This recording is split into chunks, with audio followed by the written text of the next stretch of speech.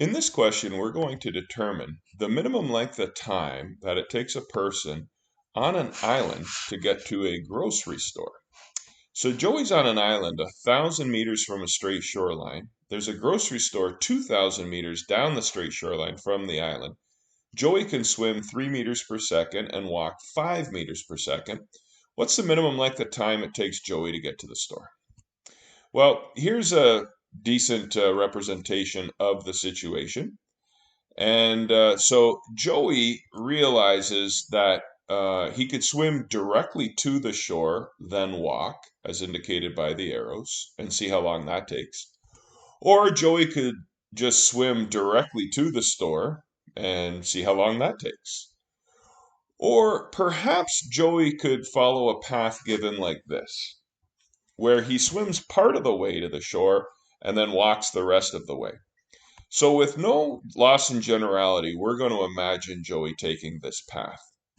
Now, we know that the island is 1,000 meters from the shore through water, and we know that that point directly below where the island is on the shore to the store is 2,000 meters. So what we're going to do is we're going to let X be the distance indicated on your screen. Now, the value of h, that's like the hypotenuse of a right-angled triangle, so we can say h squared is 1,000 squared plus x squared, or in other words, h is the square root of 1,000,000 plus x squared. Okay? Now, d is just 2,000 minus x, since 2,000 is the entire distance, and x is that little distance indicated in green on your screen. D is just the difference between them, which is 2,000 minus x. So we have the distances indicated on the screen there. Now, we also know that time is equal to distance over speed. And so the time that he spends rowing, it actually should say swimming, the time that he spends swimming will be the square root of 1,000,000 plus x squared quantity over 3, because the top is the distance spent on that diagonal line when he's in the water, and the bottom is the speed in meters per second that he goes. So the time will be given in the water by that circled formula.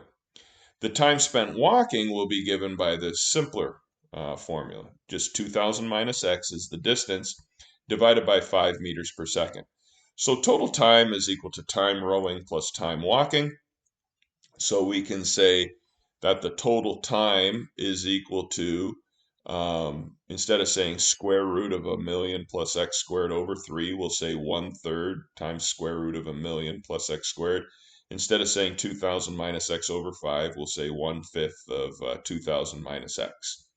In the next line, we'll just distribute that 1/5, and we'll get the expression shown. So that's the time given at any given time. That's the time it'll take depending on, as a function of this value for x. Now we're going to consider the domain. Perhaps you can see x has to be a number somewhere in between 0 to 2,000, because we know it wouldn't make any sense for us to go beyond 2,000 and then have to cut back. That would not be logical.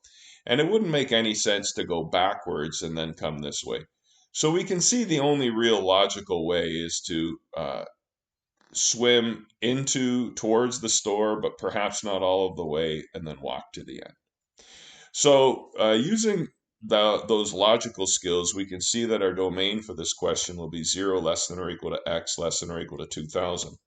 And so we just have to use our optimization algorithm on the expression shown. So we're going to determine the first derivative. We're going to bring that 1/2 over, make it 1/6.